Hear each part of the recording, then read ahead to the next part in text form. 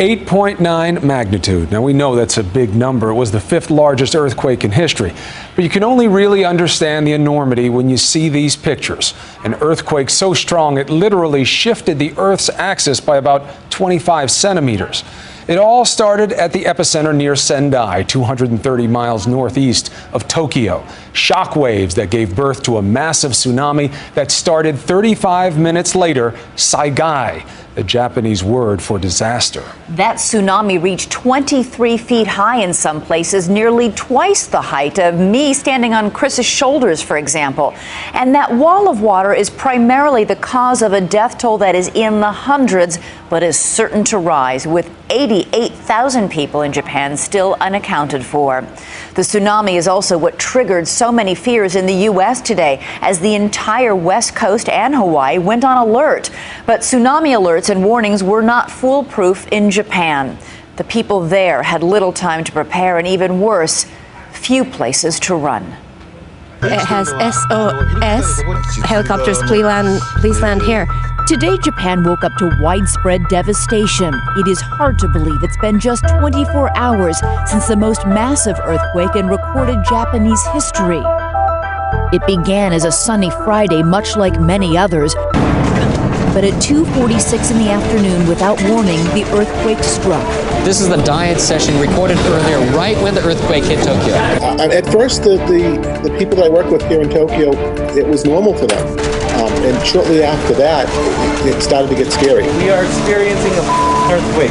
Oh, building with terrifying intensity. Everything is falling. Holy As the quake rumbled across the country, school children ran in fear. Shocked supermarket shoppers tried to stay on their feet. Airport travelers dodged falling debris. And a TV crew setting up for an interview was suddenly interrupted. In Sendai, the city closest to the epicenter, books flew from shelves. Debris from buildings crashed to the ground as pedestrians ran for cover. Oh, God. 189 miles away in Tokyo, confusion and then panic. Kind of scary. Oh, this building's swaying across over here. Oh, scary moment. Below ground, an American working in Japan captures this dramatic video in the subway.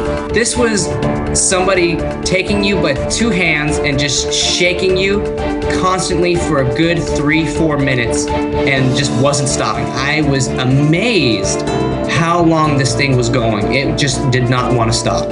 All right, I'm gonna go under the desk.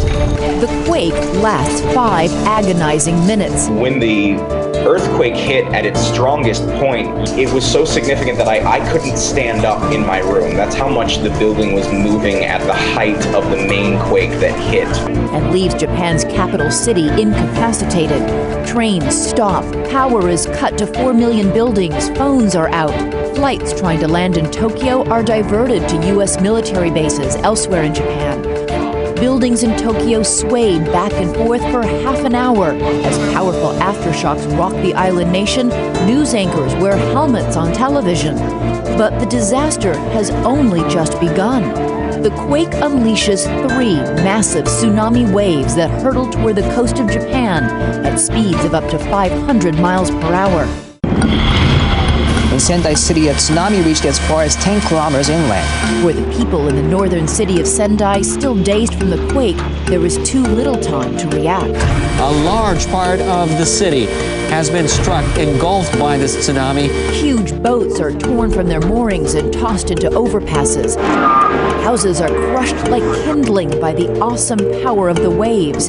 And everything is smashed together into a deadly wall of debris that consumes everything in its path. As the wave streaks along the flat countryside, the CCTV cameras record the slow-motion swallowing of an entire airport. A bullet train filled with passengers and tourists traveling along the coast disappears, so far without a trace. We are watching this incredible torrent of debris. In the ocean, a huge whirlpool forms off the coast, a result of the ocean floor essentially cracking open, the water acting like it would as if a bathtub is draining, potentially sucking everything down to the ocean floor.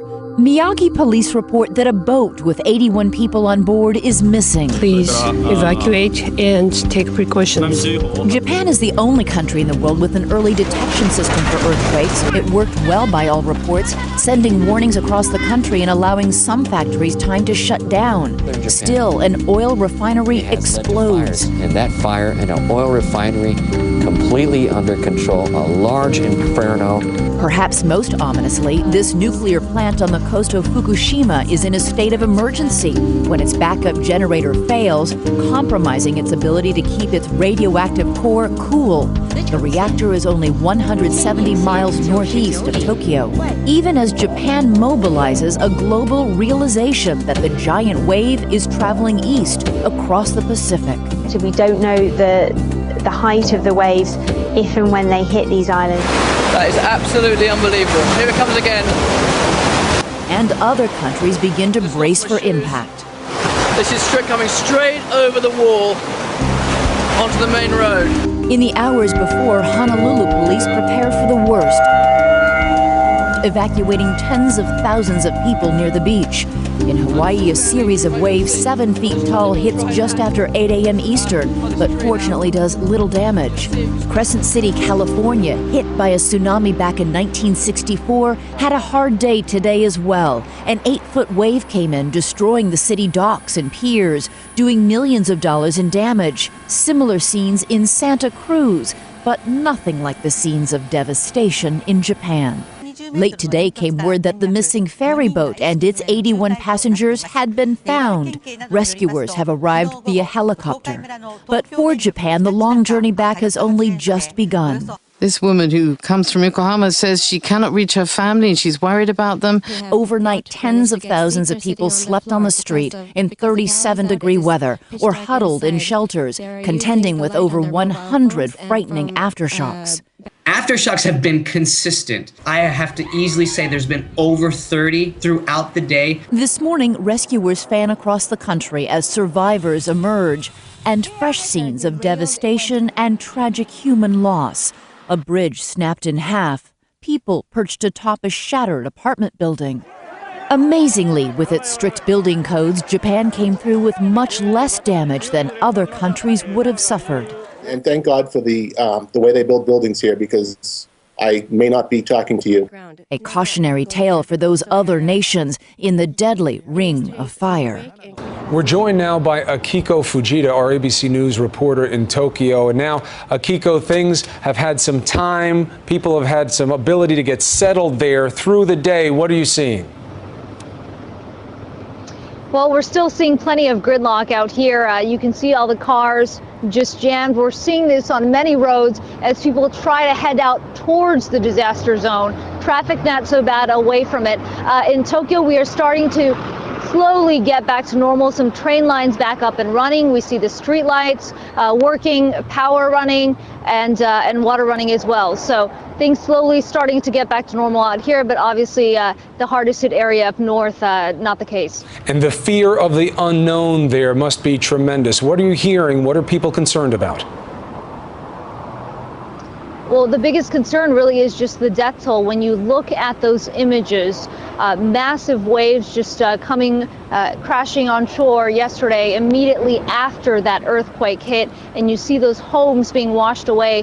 You can imagine just what kind of damage that caused. People are getting out there today, and they are just concerned about what they could see. Death toll sure to rise in the days and weeks ahead. What do you know about the recovery effort and the ability to get supplies to the hardest hit areas?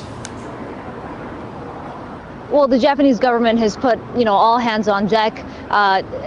Just thousands of people affected out there. They are trying to get people out there as soon as possible, but they also have to be mindful of their safety. A lot of structures out there are very unstable.